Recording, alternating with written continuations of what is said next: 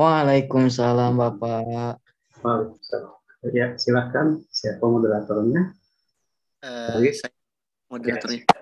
Silakan. Langsung dibuka saja, langsung dimulai aja Pak. Ya, silakan. Sebelumnya suara saya terdengarkan.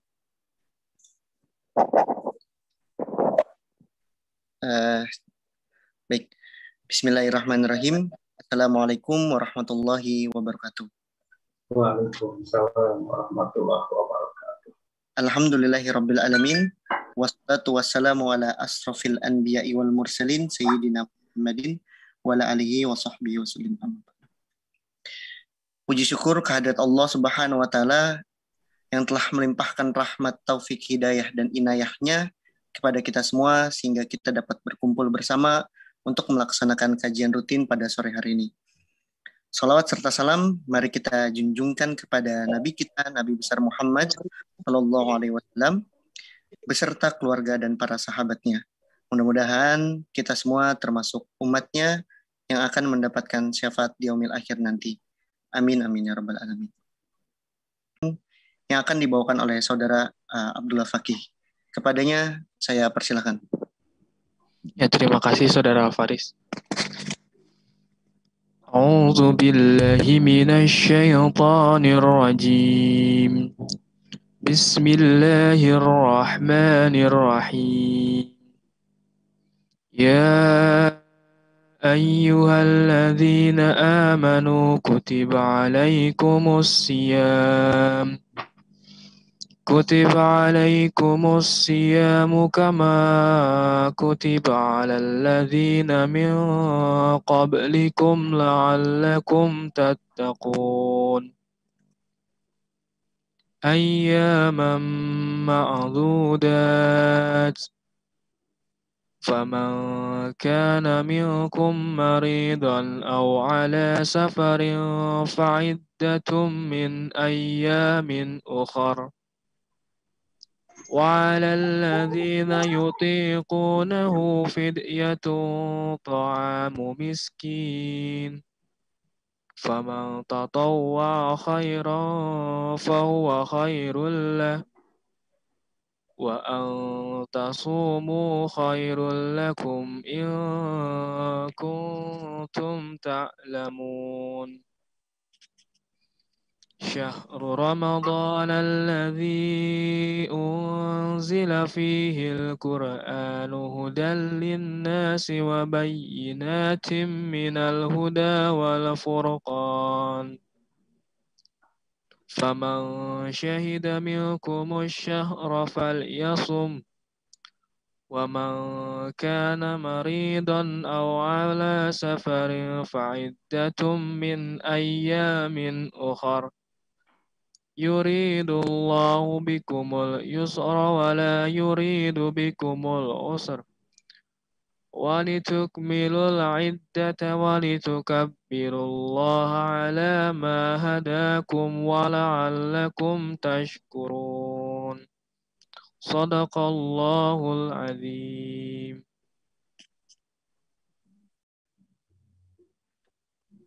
Sadaqallahul azim. Saya ucapkan terima kasih kepada saudara Abdullah Fakih yang telah berkenan membacakan ayat suci Al-Quran pada kegiatan sore ini. Semoga yang membaca ataupun yang mendengarkan mendapatkan pahala dari Allah Subhanahu wa taala. Amin amin Allahumma. Menginjak ke acara selanjutnya yaitu pematerian. Pematerian yang akan disampaikan langsung oleh guru kita Bapak Dr. Elan Sumarna MAG. Kepada yang terhormat Bapak Elan, saya persilahkan. Baik, bismillahirrahmanirrahim. Assalamualaikum warahmatullahi wabarakatuh.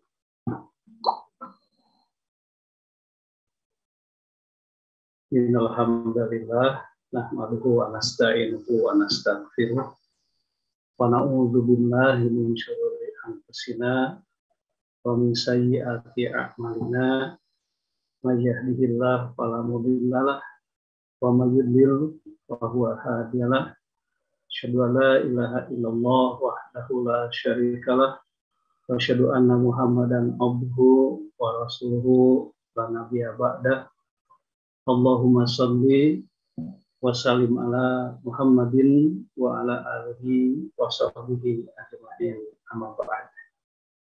Ayyuhal hadirun, usikum wa iyaya bitaqwallah faqad fazal muttaqun wa innallaha khabirum bima ta'malun. Hadirin jamaah yang Allah muliakan, alhamdulillah pada sore hari ini kita diperkenankan oleh Allah Subhanahu wa Ta'ala untuk bisa bersua kembali dan melanjutkan rencana yang sudah kita azamkan, yang pada sore hari ini kita masuk pada bab wudu. Kitabul wudu, babnya yakni bab fadlil wudu. Nah, ini ada bab fadlil wudu, bab tentang keutamaan wudu, wal guru, dan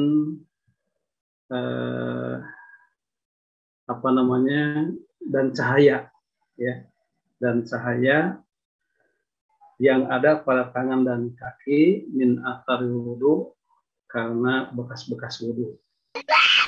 Jadi kita masuk kepada bab fadlil wudu wa guru.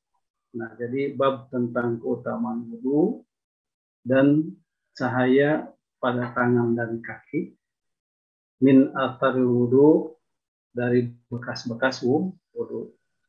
Nah, hadisnya seperti yang terlihat oleh hadis sekalian, ini hadis nomor 136, ya. Coba kita baca. Hadatsana, telah menceritakan kepada kami siapa? Yahya bin Bukair.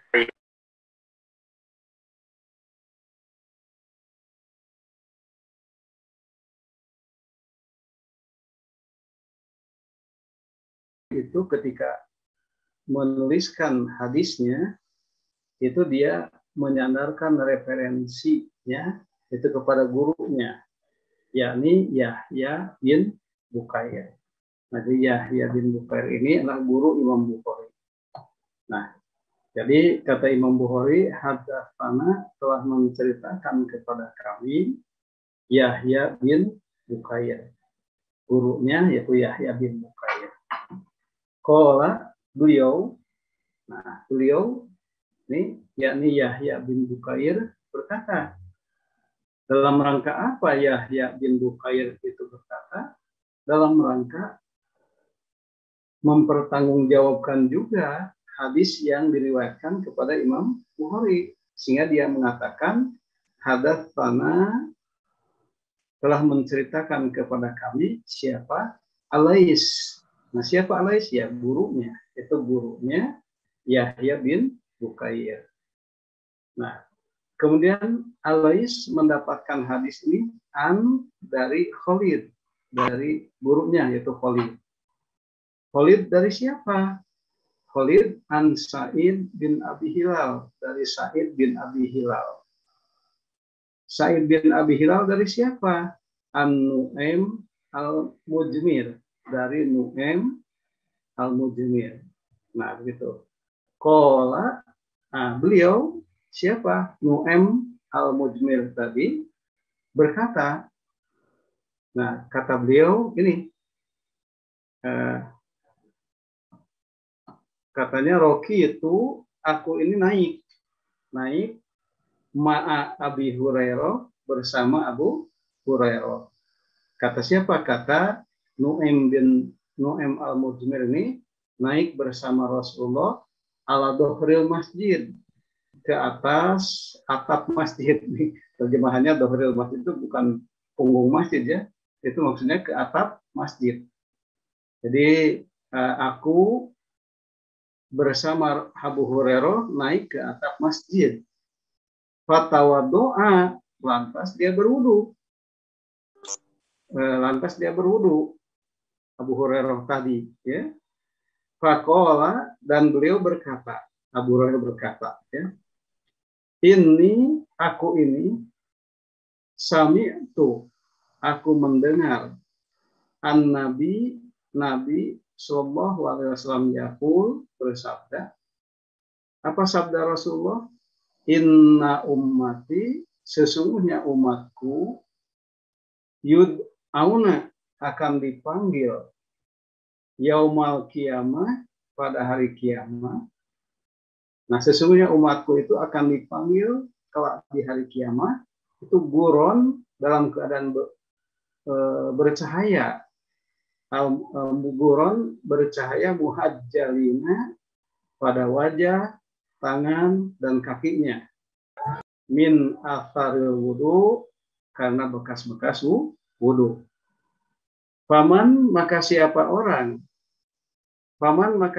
orang istato'a, yang mampu, minkum, di antara kalian, an yutila, untuk meluaskan, untuk memperpanjang, gurotahu, cahayanya, falyaf'al, silahkan dikerjakan. Nah, begitu. Nah, hadirin sekalian, ini barangkali ada yang baru bergabung. Jadi sesungguhnya kalau kita mengkaji hadis dengan mengkaji Al-Quran berbeda. Pada sisi bahwa mengkaji Al-Quran itu kita langsung dihadapkan kepada teksnya. Sementara kalau mengkaji Al-Quran itu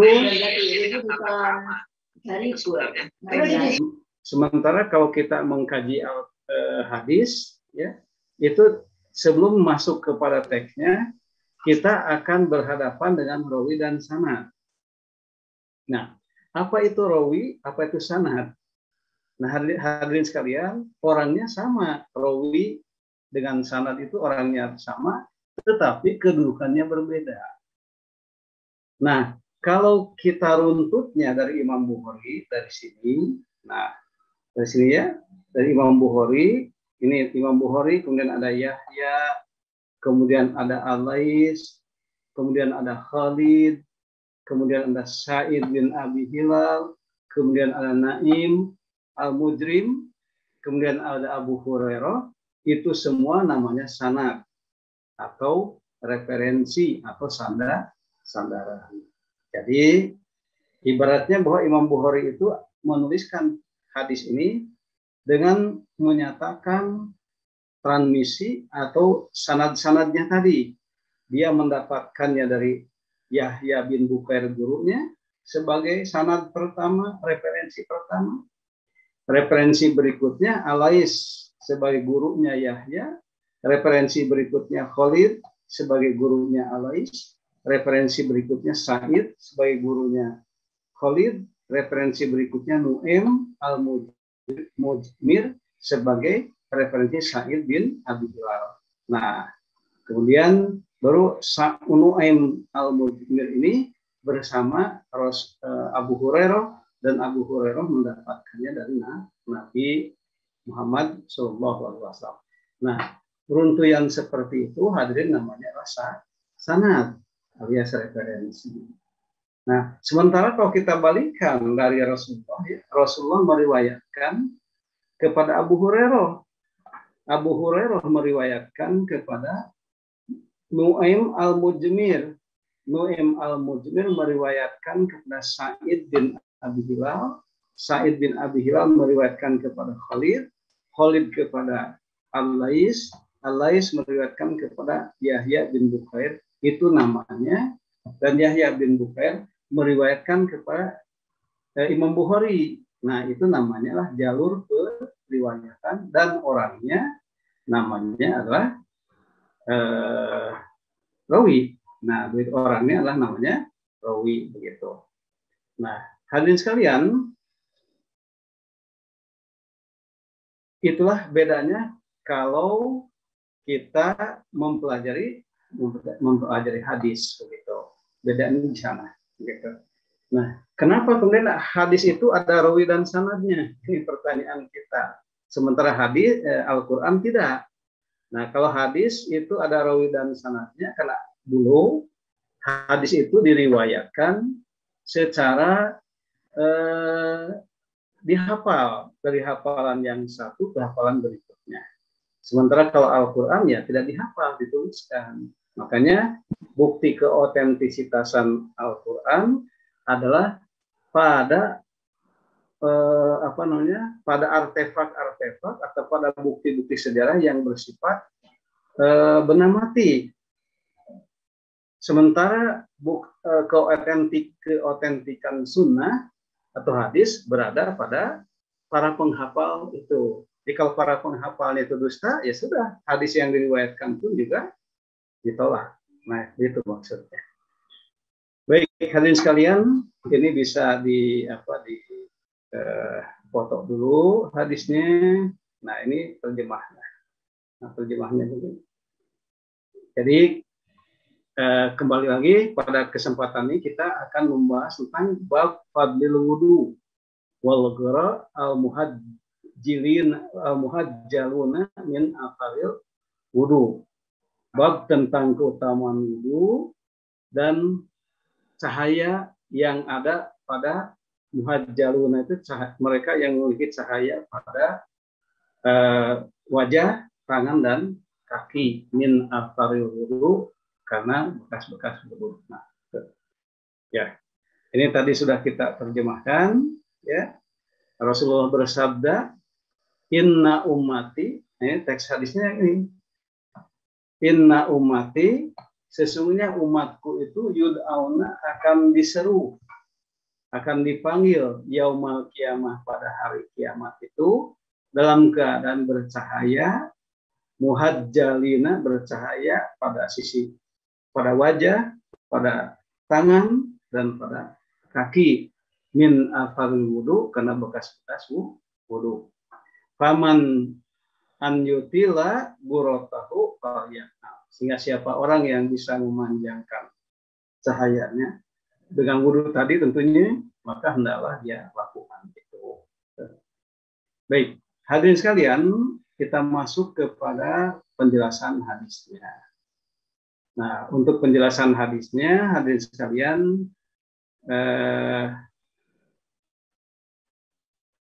coba kita mengulang dulu yang kemarin supaya tidak lupa. Nah, pada bahasan kemarin, hadirin sekalian, disebutkan bahwa ternyata banyak basuhan dalam berwudu itu bisa satu kali, bisa dua kali, maksimal tiga kali basuhan. Jadi dalam berwudu itu, makanya Rasulullah pada waktu dulu Rasulullah itu bisa sempurna wudunya hanya dengan hanya satu lantrang, istilahnya satu lantrang air, gitu, satu gayung air, cukup selesai, sempurna wudunya, begitu. Kalau kita berwudu kan bisa lebih dari itu. Bahkan kalau kita yang terhingga sifat was-was, ya, bisa satu bak penuh belum selesai wudunya. Nah, begitu. Ada kan kasus bahwa ini kasus nyata di tetangga dulu, kalau wudu itu selalu dihadapkan kepada was-was saja, ya, sehingga satu bak penuh belum selesai wudunya, begitu. Nah, oleh karena itu, kita dengan membahas bab wudu ini, hadirin sekalian, coba kita melihat kenapa Rasulullah itu bisa sempurna wudunya hanya dengan satu gayung saja lah, kita katakan satu gayung saja. Nah, ternyata persoalannya, hadirin sekalian, Rasulullah itu menurut hadis Bukhari yang insya Allah akan kita bahas, ya, yang kita dahulukan saja, yaitu banyaknya basuhan dalam berwudu itu bisa satu-satu, atau bisa dua kali, atau bahkan bisa tiga kali basuhan. Nah, begitu. Nah, kemudian dalam persoalan tayamum, hadirin sekalian, dalam persoalan tayamum, nah, yang diusap itulah punggung tangan sampai pergelangan. Nah, begitu ya, punggung tangan sampai pergelangan. Jadi hadirin sekalian, nah, jadi kalau kita dalam keadaan safar atau tidak menemukan air, maka boleh tayamum. Tayamum itu caranya adalah dengan menepuk tangan kita ke bumi atau ke tempat apapun Bisa dinding, bisa celana kita, bisa jok masjid, bisa maksud bisa jok mobil, kendaraan yang kita tempati, atau bisa dinding kendaraan kita pukulkan ke permukaan itu, kemudian kita tiupkan dulu, tiupkan seala kadarnya. Maksudnya barangkali debunya terlampau tebal begitu ya, ya tiupkan, kemudian kita usapkan langsung ke tangan. Ya, cara mengusapkan lainnya begini, di punggungnya. Nah ini tangan kanan dulu, nah begini, terus diusapkan, nah putar, nah begitu. Kemudian yang kanan sekarang mengusap yang kiri. Nah yang kiri diusap punggungnya, nah begitu. Nah begitu. Setelah itu baru langsung ke muka kita diusapkan. Nah, cara mengusap muka juga harus sempurna. Sebab definisi muka itu kan antara telinga dengan telinga, antara kening kita dengan bawah ini. Nah, begitu. Jadi, kalau mengusap itu, tonton ya, dikalian sekalian dibuka kopian. Jadi, setelah begini, nah begitu, kemudian langsung ke dibuka, kemudian diputar sampai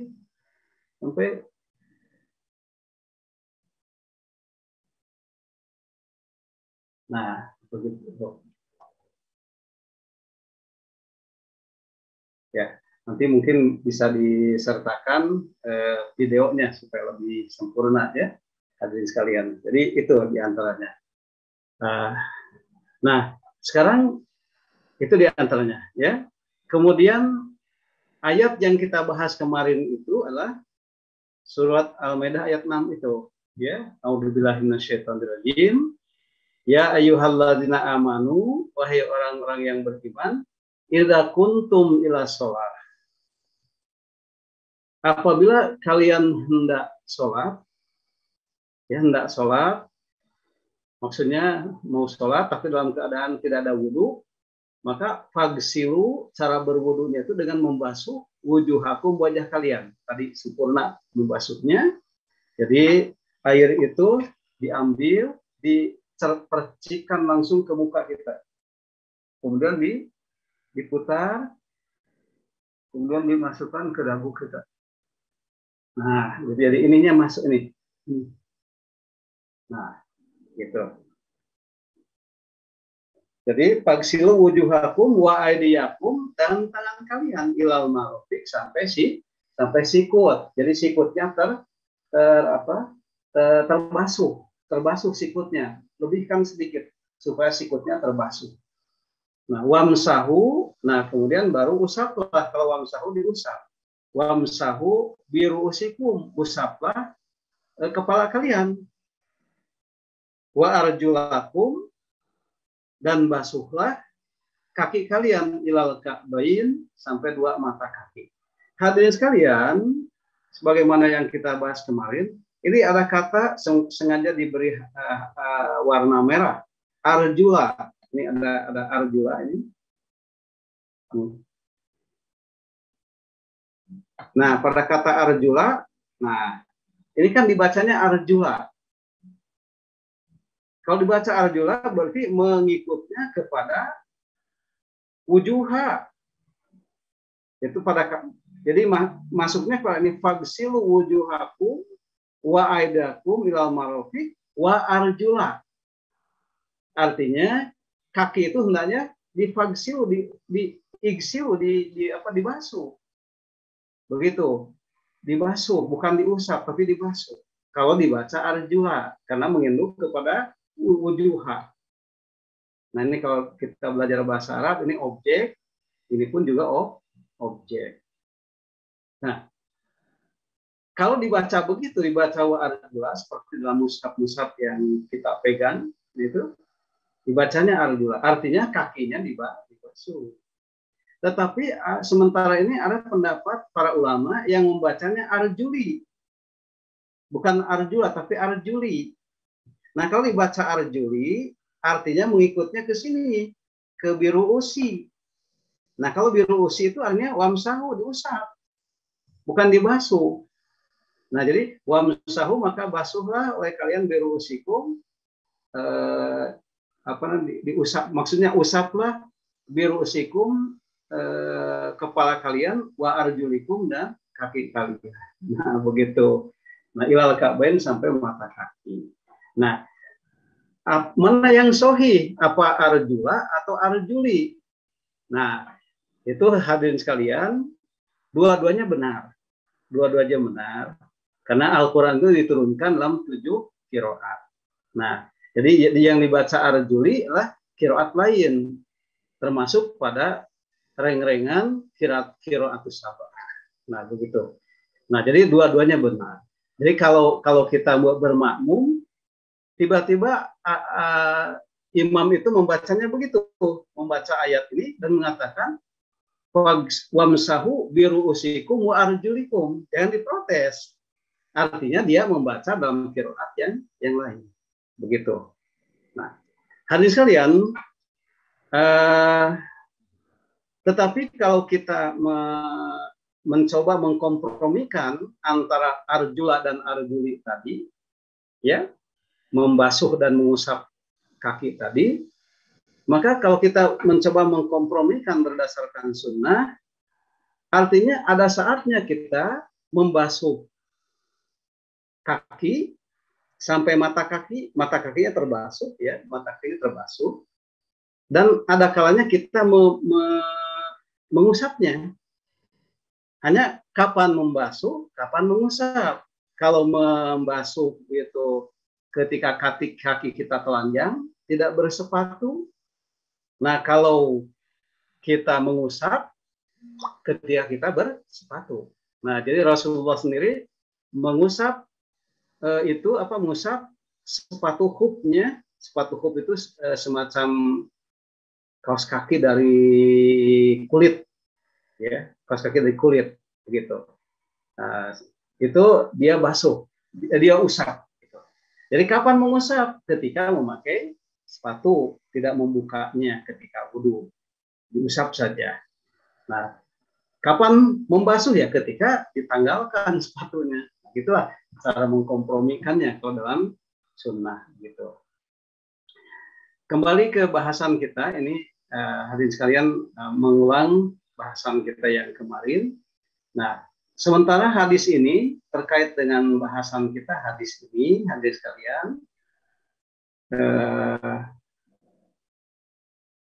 tentang hadis ini, Nabi SAW dalam hadis ini mengatakan, sesungguhnya umatku, maksudnya umat beliau, bukan umat yang lain. Jadi kalau ada kalimat dalam hadis ini, hadis sekalian, ya, di sini dikatakan inna ummati. Nah, ini kalimatnya. Inna ummati, sesungguhnya umatku. Nah, umat siapa? Umat beliau, umat Rasulullah Shallallahu Alaihi Wasallam, bukan umat yang lain, gitu ya. Bukan umat Nabi Isa, bukan umat Nabi Ibrahim, bukan umat Nabi Musa, bukan umat nabi-nabi yang lainnya. Khusus untuk umatku, kata Rasulullah, ya, bahwa umatku itu adalah akan dipanggil. Nah, ya, akan dipanggil, maksudnya diseru pada hari kiamat nanti, ya. Jadi akan diseru pada hari kiamat nanti dalam keadaan memiliki ciri-ciri cahaya, bercahaya pada wajahnya, pada kakinya, kemudian pada tangannya, gitu. Nah, bahwa pada hari kiamat itu semuanya akan dipanggil, ya, pada padang mahsyar ketika dibangkitkan itu kan semua umat berkumpul bersama imamnya masing-masing, bersama nabinya masing-masing, ya. Nah, kemudian mereka dipanggil oleh Allah Subhanahu wa Ta'ala berhimpun bersama pemimpinnya masing-masing, bersama nabinya masing-masing, gitu ya. Nah, hal ini sebagaimana kita lihat dalam Quran surat Al-Isra ayat 71. Al-Isra ayat 71. Allah Subhanahu wa taala berfirman, ini yauma nad'u, pada hari nad'u kami memanggil. Memanggil siapa? Kullu unasir, seluruh umat manusia. Pada hari kami memanggil seluruh umat manusia bi imamihim, bersama imam mereka. Begitu. Nah, jadi sama dengan konteks hadis tadi. Surat Al-Isra ayat 71 itu sama dengan konteks hadis tadi. Jadi pada hari kami memanggil seluruh manusia bersama imam mereka, bersama para nabinya, ya.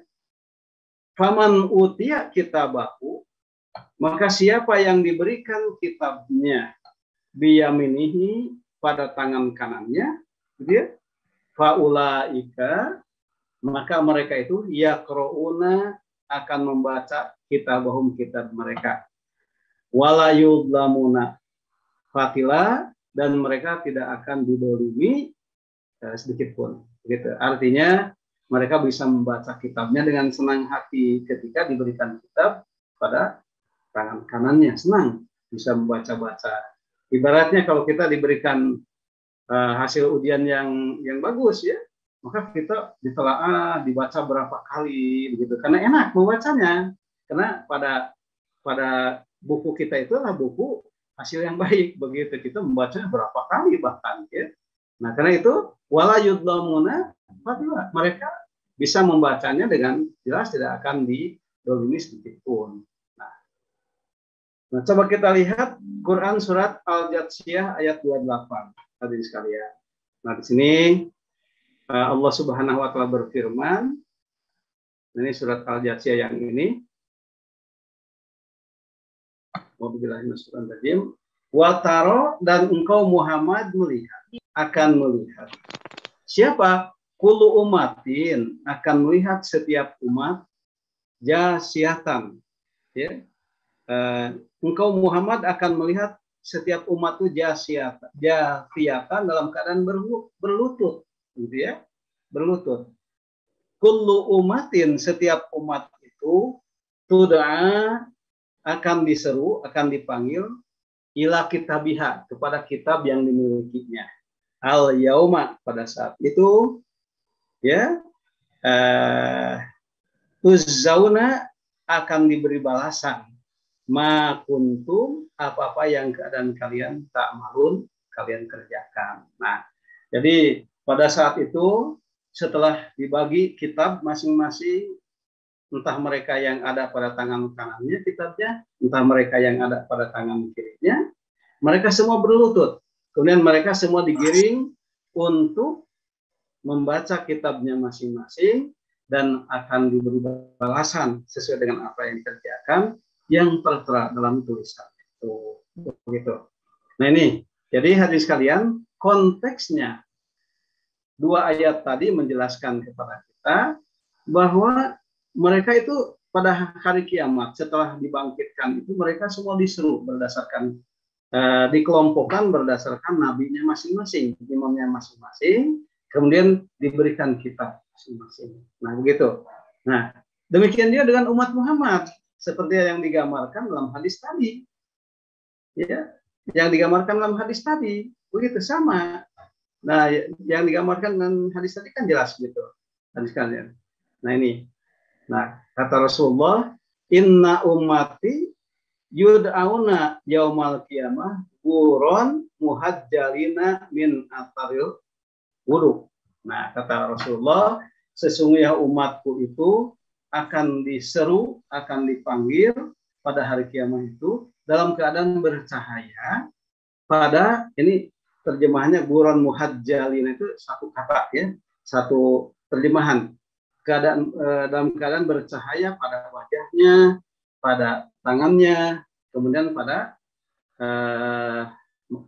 kakinya. Ya. Nah, gitu. Jadi umat Muhammad pun sama dengan umat-umat Nabi lain, satu kelompok. Satu kelompok itu umat Muhammad. Tentu saja dipimpin oleh junjungan kita Rasulullah Muhammad Shallallahu Alaihi Wasallam. Nah, gitu. Nah, hadirin sekalian, sekarang pertanyaannya, Apa bedanya antara umat Muhammad dengan umat-umat Nabi selain Nabi Muhammad dalam keadaan dipanggil pada hari kiamat tadi? Apa bedanya? Ada bedanya gitu? Tentu ada bedanya. Nah, jadi kalau umat-umat selain Nabi Muhammad, umat Nabi Isa, umat Nabi Ibrahim, umat Nabi Musa, dan yang lain-lainnya, itu kan diberikan 2 kitab. Pada saat itu diberikan 2 kitab. Kitab yang pertama adalah kitab yang berisi syariat masing-masing. Ya, diberikan kitab syariat masing-masing. Kalau umat Nabi umat Nabi Ibrahim, ya dengan syariat Nabi Ibrahim. Kitab umat Nabi Musa dengan syariat Nabi Musa. Nabi Isa dengan syariat Nabi Isa. Ya, semua diberikan kitab-kitab syariatnya itu. Ya. Nah, dan kitab yang kedua adalah catatan amal masing-masing. Catatan amal masing-masing. Nah, adapun khusus, nah, kita lihat kembali kepada kekhususan umat Rasulullah itu kita. Ya. Adapun khusus untuk umat Muhammad, nah, mereka dipanggil itu berdasarkan sifat ini. Sifat apa? Yaitu sifat bahwa mereka itu memiliki cahaya di wajah mereka, cahaya pada tangan mereka, serta cahaya pada kakinya karena bekas wudhunya. Nah, oleh karena itu, hadis kalian supaya cahaya itu sempurna pada wajah kita, pada tangan kita dan pada kaki kita, itu harus sempurna membasuhnya. Jangan belang istilahnya. Kembali kalau membasuh membasuh muka kembali, jadi kita ciduk, ambil air maksudnya diciduk, ya. Kemudian kita percikan langsung ke tengah wajah kita. Kemudian diputar. Nah, ini dimasukkan. Ulangi.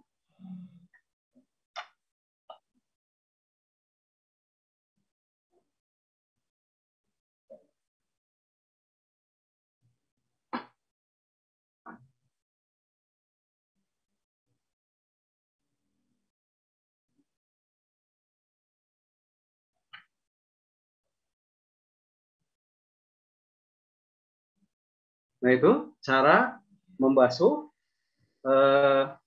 muka. Kemudian cara membasuh tangan harus sampai sikut. Sampai sikut itu sampai ininya terbasuh. Jadi ciduk airnya bisa dari sini, bisa dari sini, tergantung. Memang ada 2 keterangan, tapi pilihlah mana yang lebih mudah. Kalau pakai keran mungkin dari sini bagusnya, ya. Kalau pakai cidukan, pokoknya mana ada yang lebih mudah, ya. Jadi kita pakai cidukan, ciduk langsung ke sini kan airnya, ke sini kan, terus diputar. Nah, ini dibasuh ini. Jadi jangan sampai sini, tapi sampai sikut. Nah, nih, jadi dilebihkan. Nah, kemudian putar lagi, baru. Nah, 1, bagusnya 3 kali saja, karena kita airnya banyak, ya. Jadi tetap harus mementingkan kaidah hemat air dipentingkan. Walaupun kita banyak air, tapi tetap harus hemat air, ya. Jadi kemudian ciduk lagi, kemudian ini cidukan air, ya. Nah, kemudian dialirkan, diratakan tangan kita. Ini yang kanan dulu maksudnya, meratakannya pakai tangan kiri. Nah, ini. Jadi ini harus basah. Ini harus basah ini. Nah, gini. 2, kemudian ciduk lagi, alirkan lagi. Nah, gitu. Nah, kemudian yang kiri juga sama. Yang ciduk air, ini air, kemudian alirkan dari atas, dialirkan ke sini, diratakan pakai tangan yang kanan. Nah, kemudian diratakan ke sela-sela ini. Nah, gini lagi. Nah, tuh ceduk lagi air, kemudian dikucurkan ke sini, terus diratakan oleh kita ke tangan kanan.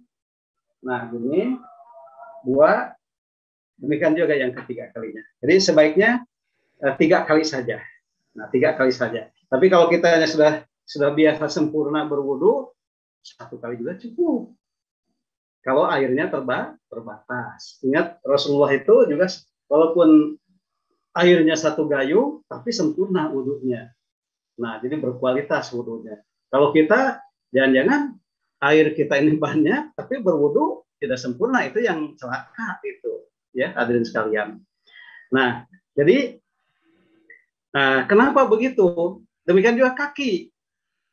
Kaki juga harus dibasuh sampai mata kaki, di atas mata kaki, lebihkan. Jadi jangan pas-pasan antara mata kaki di bawah, jangan di bawah mata kaki, tapi sampai ila itu artinya sampai melewati. Jadi kita basuh di selak-selakan, ya. Nah, sama nanti wudhu itu harus sama begini, di selak-selakan. Nah, di selak-selakan ini. Nah, 1, 2, 3. Kemudian juga ini 1 diselesaikan, 1, 2, 3. Insya Allah nanti kalau sudah selesai bab wudu akan kita perlihatkan videonya, ya videonya. Nah, demikian juga kakinya disela-selakan. Jadi di antara jari-jari kaki itu disela-selakan begitu sampai mata kaki, di atas mata kaki dilebihkan. Nah, sampai suatu ketika, hadirin sekalian, Rasulullah bahkan dengan suara yang sangat keras, istilahnya melengking, istilahnya, itu dengan nada marah, ya, kepada sahabat yang wudunya itu keneng, kalau orang Sunda menyebutnya keneng, kalau bahasa Indonesia apa ya? Jadi ininya jadi belang begitu. Jadi dia membasuh kakinya itu tidak sempurna, belang begitu ya. Nah, karena tidak sempurna sehingga tumitnya itu terlewat. Sehingga Rasulullah berseru dengan suara keras, celaka tumit-tumit yang lil alqab, katanya, celaka tumit-tumit yang tidak terbasuh air, karena dia akan akan terjilat oleh api neraka. Nah, kenapa begitu? Ternyata persoalannya, hadirin sekalian, bahwa kesempurnaan wudu itulah yang menjadi ciri daripada umat Muhammad.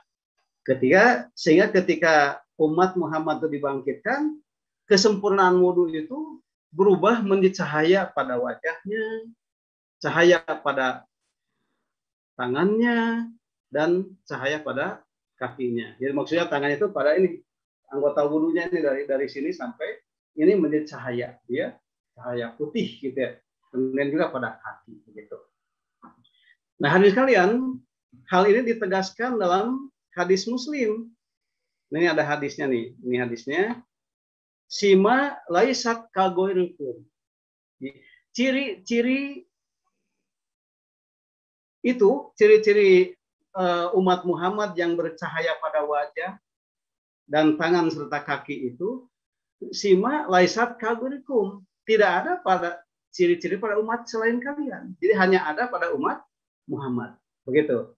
Dan dengan dasar ciri-ciri itulah Rasulullah dan tentunya Allah Subhanahu wa taala itu melihat keunggulan umat Muhammad. Gitu ya. Jadi dilihatnya adalah pada ciri-ciri bekas wudunya tadi, gitu. Nah, coba kita lihat poin yang kelima, hadirin sekalian. Poin yang kelima. Nah, ini ada kata muhajjilin. Itu masdarnya adalah tahjil. Tahjil itu artinya adalah warna putih. Warna putih pada kuda, sesungguhnya mengambilnya dari kata itu ya. Di pada kuda itu ada warna putih. Hanya kemudian dikiaskan, dianalogkan sifat itu kepada mereka yang berwudu. Di putih pada kedua tangan, dan kaki itu tahjil. Kenapa? Ya karena berwudunya tadi. Dia membasuhnya dengan sempurna, kedua mata kakinya, kedua tangan sampai sikut, dan tentu saja kepada wajahnya. Nah, dengan demikian, semua anggota wudhu ini semuanya akan memancarkan cahaya pada hari kiamat kelak. Begitu. Dan Rasulullah mengidentifikasi umatnya itu dari sudut itu. Begitu. Di umat Muhammad itu nanti kelak di hari kiamat itu akan mudah teridentifikasi. Insya Allah akan mendapatkan syafaat dari junjungan kita, ya Rasulullah Muhammad Shallallahu Alaihi Wasallam berdasarkan ciri-cirinya itu. Makanya sempurnakan wudhu kita. Itu pesannya, sempurnakan wudhu kita. Jangan sampai tidak sempurna, gitu ya. Nah, nggak apa-apa. Saya kira kita tidak terlambat kalau kita kemudian meruntut lagi ke belakang. Karena dulu mungkin kita belajar, ya, yang namanya belajar anak-anak dan mungkin juga tidak kondusif dan lain sebagainya, sehingga wudhu itu ya wudhulah. Nah, sekarang sempurnakan wudhunya. Karena ternyata pada wudhu itu tadi akan menjadi identifikasi, menjadi ciri mudahnya Rasulullah Muhammad SAW mengumpulkan kita semua dalam barisannya. Ya, oleh karena itu kalimat terakhir dalam hadis itu, yang walaupun kemudian setelah diidentifikasi ternyata kalimat itu adalah ucapan Abu Hurairah itu sendiri. Ya, jadi faman istato'a minkum. Nih kalimat terakhir dari hadis tadi, siapa orang yang mampu di antara kalian an yutila untuk memanjangkan burotahu cahayanya, fal yaf'al, kerjakan. Nah, ini setelah diteliti oleh para ahli hadis, ini hanya ucapan Abu Hurairah dalam rangka menjelaskan atau menyambung penjelasan Nabi tadi. Begitu. Nah, itu hadirin sekalian, bahasan kita hari ini. Coba kita diskusi, ya, supaya sempurna ibadah kita. Apalagi sekarang kita masuk pada bulan Ramadan, targetkan hal-hal yang kecil itu harus sempurna. Ya, kita mulai dari hal-hal yang kecil, sempurnakan wudu kita, ruku kita, sujud kita, begitu sempurnakan. Itu minimal, target minimalnya itu sempurnakan ruku kita, sujud kita, wudu kita. Karena ternyata wudhu itu kelak jadi identifikasi, menjadi salah satu yang ciri yang Rasulullah bisa mengidentifikasi dengan mudah akan umatnya. Demikian pembahasan kita hari ini, diserahkan kepada moderator. Silakan Al-Faris. Baik, terima kasih banyak Bapak atas pemaparannya.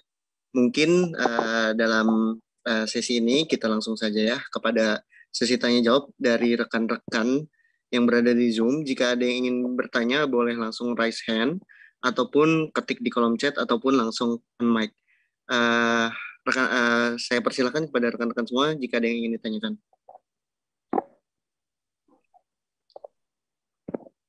Silakan, barangkali yang di TV UPI boleh menuliskan pesannya di chat aja, nanti dibacakan oleh moderator. Yang ya. Di itu Faris, yang di mana? Yang di Zoom boleh angkat tangan, boleh kemudian menuliskan di chat. Silakan. Ya, bagaimana dari rekan-rekan sekalian? Boleh langsung on mic ataupun raise hand ataupun ketik di kolom chat jika berhalangan untuk on mic. Nanti saya akan bacakan pertanyaan-pertanyaan dari rekan-rekan sekalian.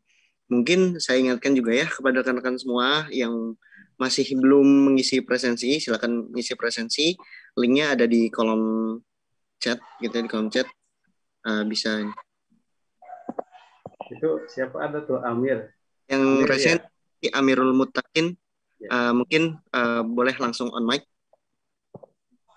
Iya, terima kasih Kang. Bapak izin bertanya. Silakan Amir. Ya. Sebelumnya terima kasih atas pemateriannya yang sangat menarik. Ada yang saya kurang paham Pak terkait tadi di penjelasan hadis mengenai barang siapa yang mampu memanjangkan cahaya maka panjangkanlah. Nah, itu maksudkan memanjangkan cahaya itu bagaimana ya Pak? Itu yang pertama. Kemudian yang kedua itu misalnya kalau kita lupa wudhu itu sampai misalnya kita lupa wudhu itu baiknya kita ngulang atau kita lanjutin gitu Pak. Udah itu aja Pak, terima kasih. Ya, langsung aja ya, Faris. Ya, baik. Yep. Ya, terima kasih Amir ya atas pertanyaannya, bagus sekali ya.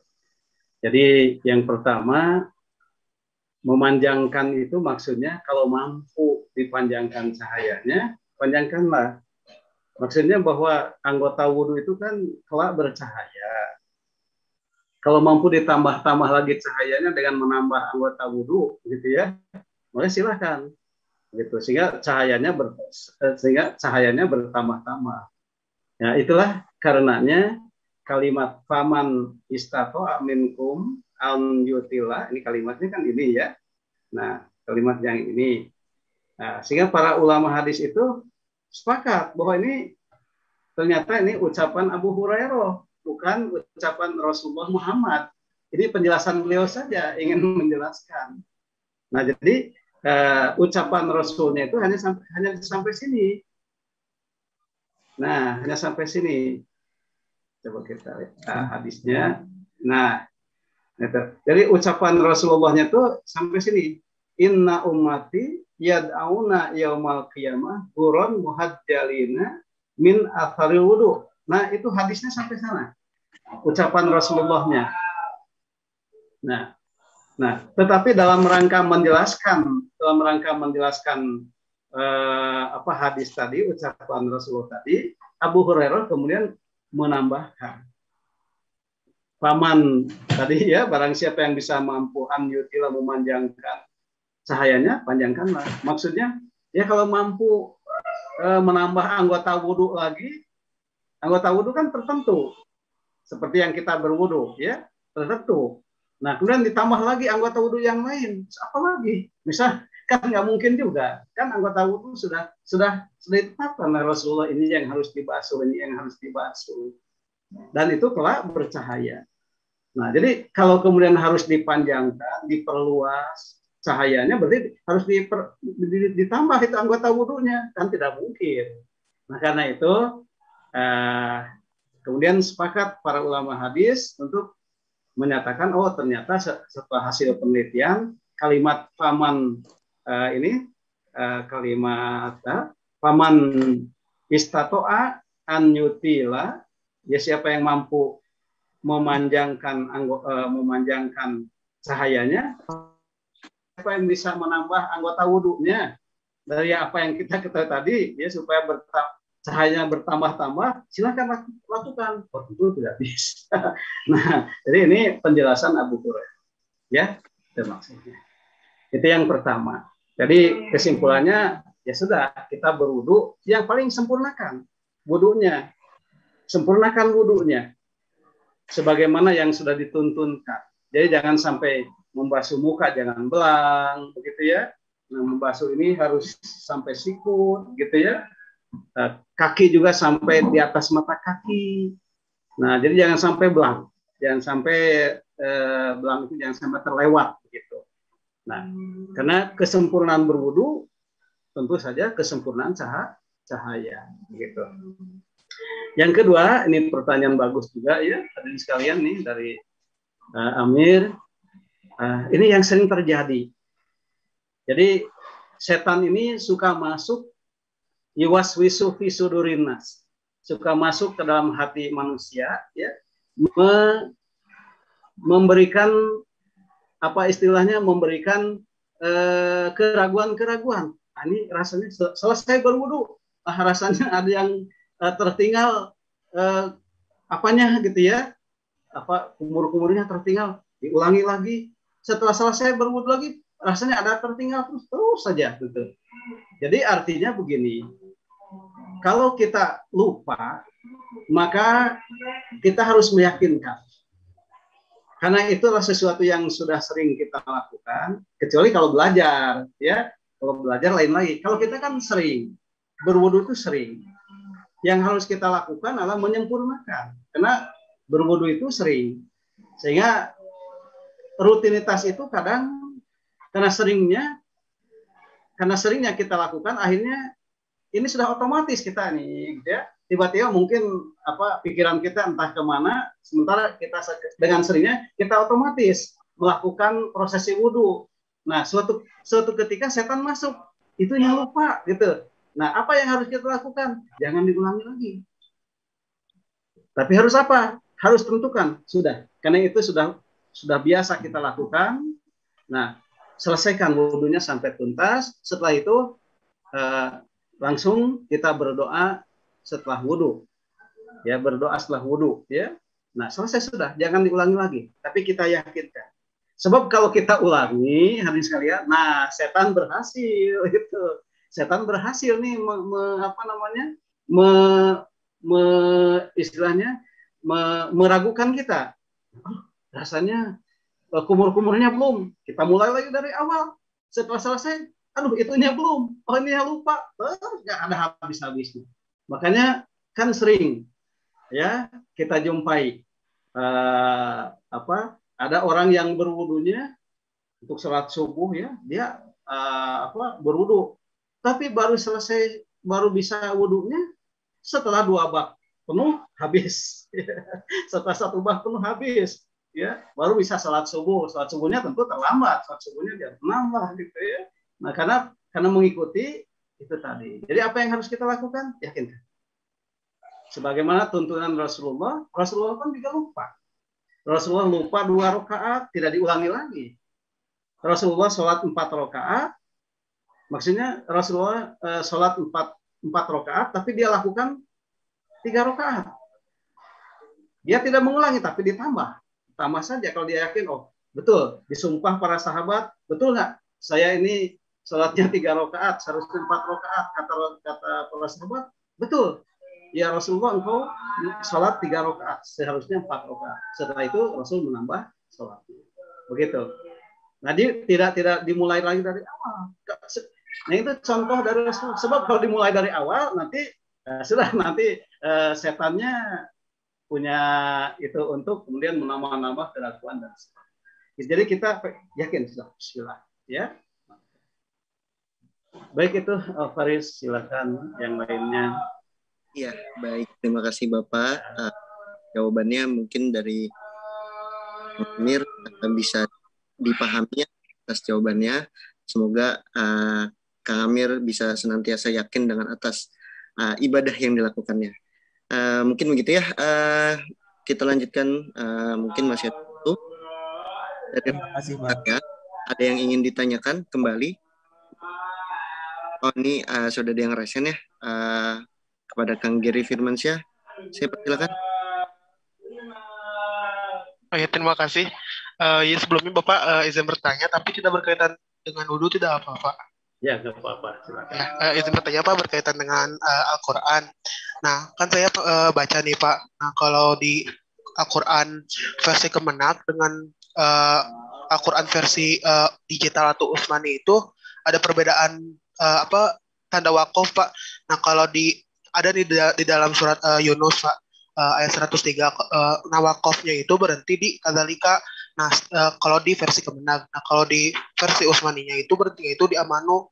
Nah, itu tuh kenapa Pak? Ya, gitu aja Pak. Terima kasih Pak. Ya, sama-sama. Jadi alhamdulillah.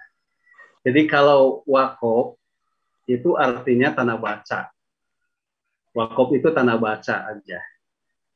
Jadi memudahkan untuk mengambil makna. Sama dengan kesenyapan begini, misal ibu pergi ke pasar membeli gula. Nah, ada yang memberikan wakafnya, ibu pergi, sudah satu itu ya.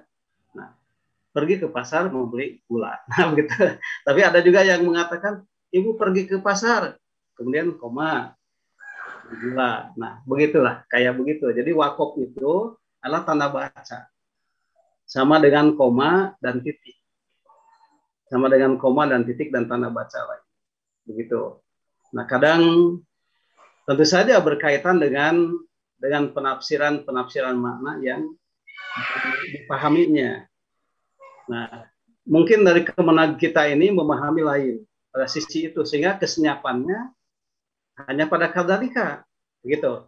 Di kadzalika titik koma, baru ayat berikutnya. Tapi kemudian versi Arab Saudi, bukan versi Utsmani ya, versi Arab Saudi itu sampai amanu komanya. Nah, begitu. Nah, jadi prim dalam memahami makna kata itulah yang kemudian mengekspresikan titik komanya di mana. Begitu. Nah, itu. Jadi itu memang kembali kepada tafsiran. Nah, jadi semua juga mushaf Utsmani. Yang ada di kita mushaf Utsmani, yang dicetak oleh Arab Saudi mushaf Utsmani. Nah, wakaf itu mah kemudian adanya. Jadi wakaf, kemudian apa namanya itu, patah, jabar JR ya, tanda patah, tanda kasroh, itu kan terkemudian. Jadi kalau kita belajar ulumul Quran itu, kalau tidak salah pada masa pemerintahan Daulah Umayyah di Cordova, ulama yang kemudian memberikan tanda baca, wakaf tadi ya, tanda baca dan jabar kasrohnya di sana. Sebelumnya kan tulisan mushaf Utsmaninya itu tidak gundul saja, sudah gundul, tidak ada titik antara ain dengan gin itu tidak ada, gitu ya. Jadi ain saja, jadi kita membacanya ain ini ain apa gitu ya, ain atau gin tidak jelas.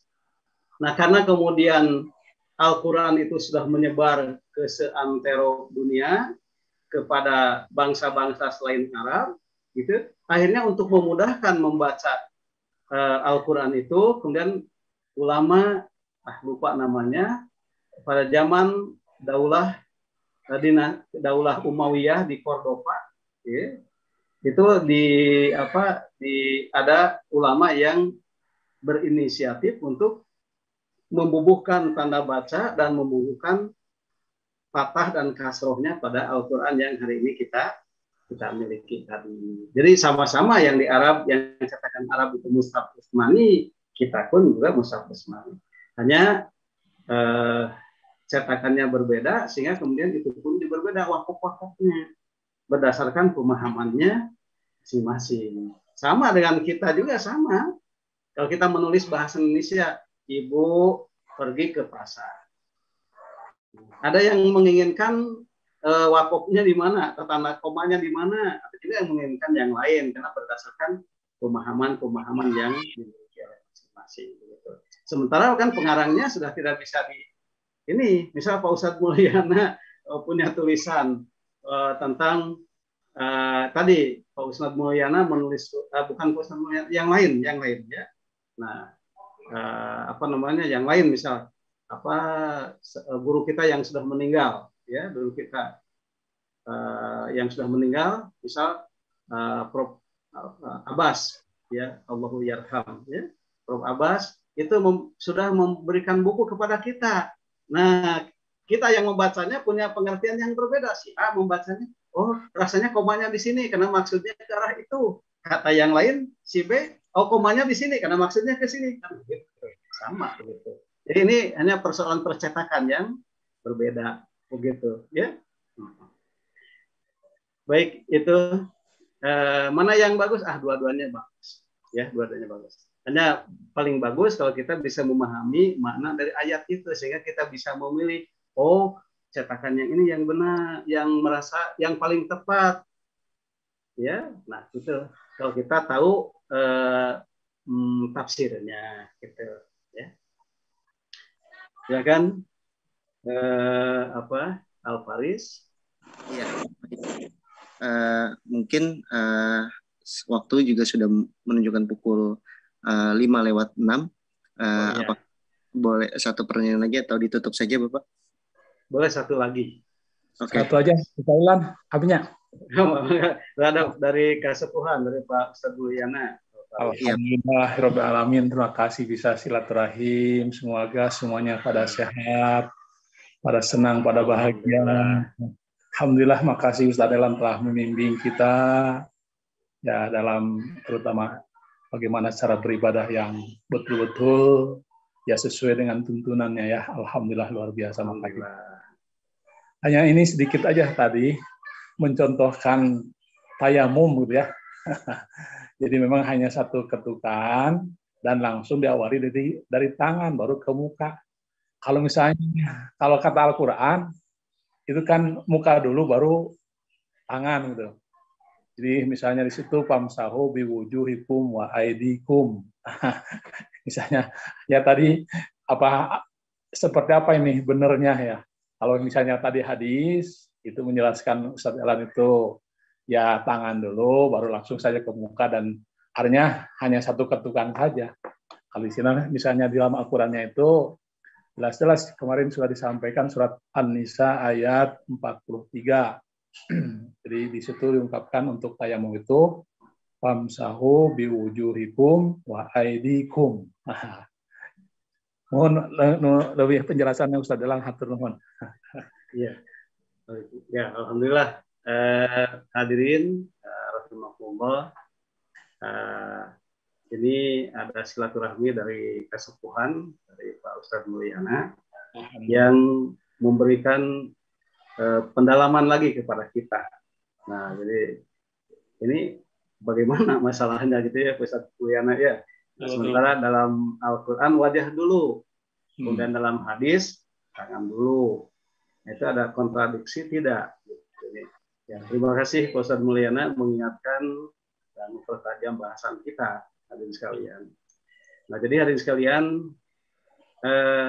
memang fungsi hadis itu, hadirin sekalian telah mendetilkan daripada Al-Quran.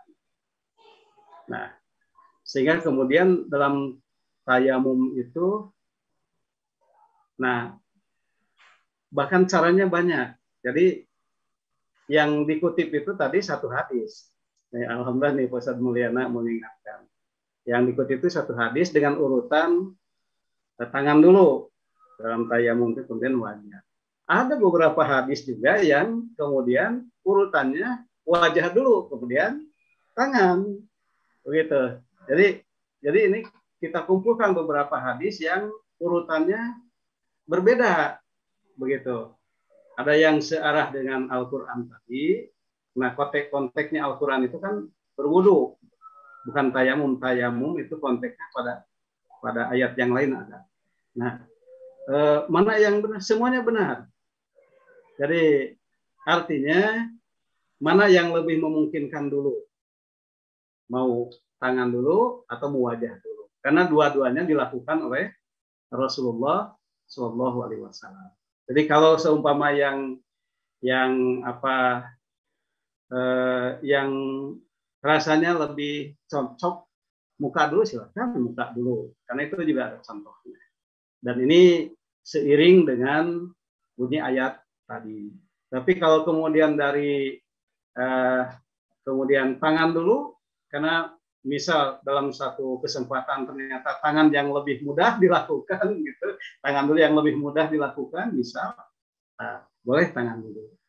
Nah, jadi tidak menyalahi kaidah karena ini sama-sama dari Rasulullah Shallallahu Alaihi Wasallam, karena hadis ini fungsinya adalah mendetilkan Al-Quran. Karena Al-Quran itu hanya sebatas sebatas panduan, sementara hadis adalah yang mendetilkan.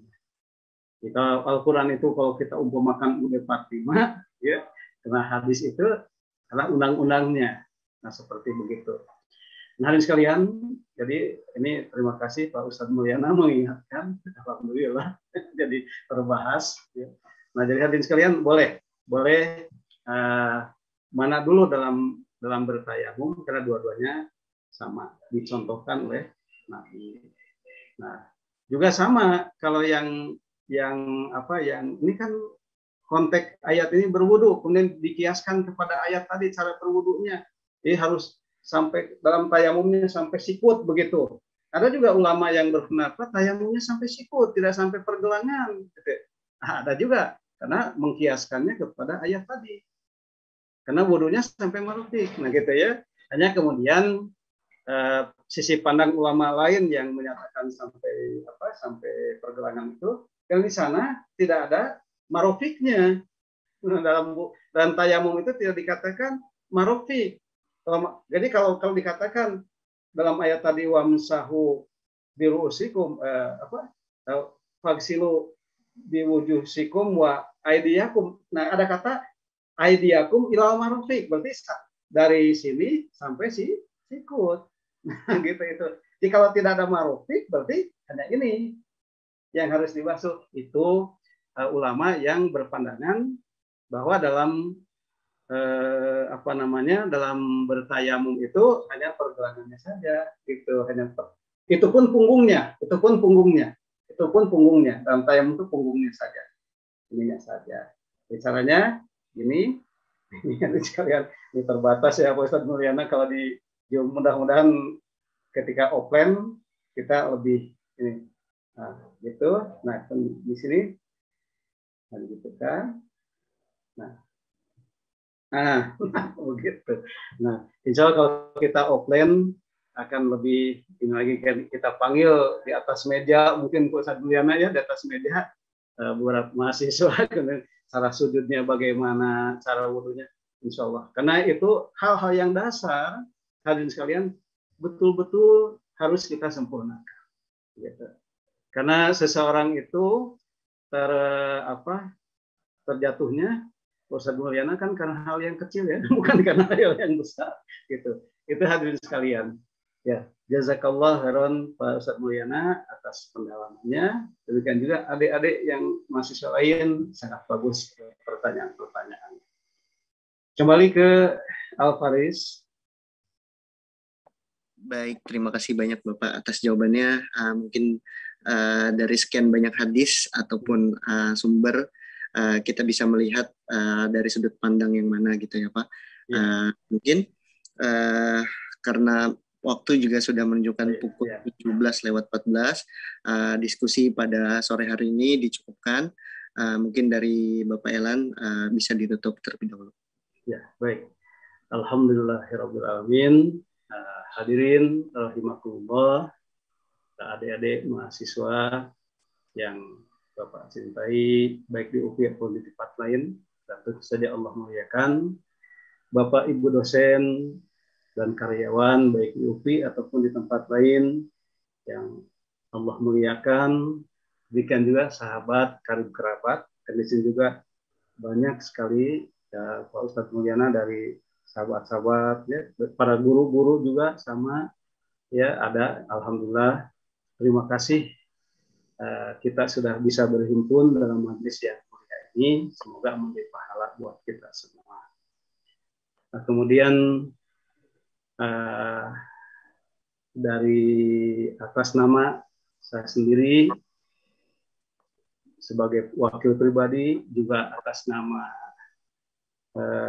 dari Masjid Al-Furqon, atas nama dari tentu saja panitia tentu saja yang sangat berjasa. Demikian juga TV UPI yang sudah alhamdulillah ikut menyiarkan kajian kita ini.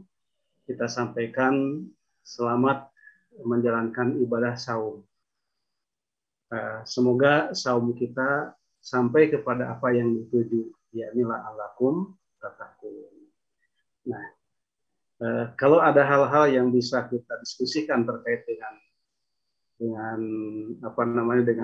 saum, boleh jadi kita bebas, bisa sesuai dengan konteks di sini, atau kita bertanya sekitar saum nanti bahasan kita ini.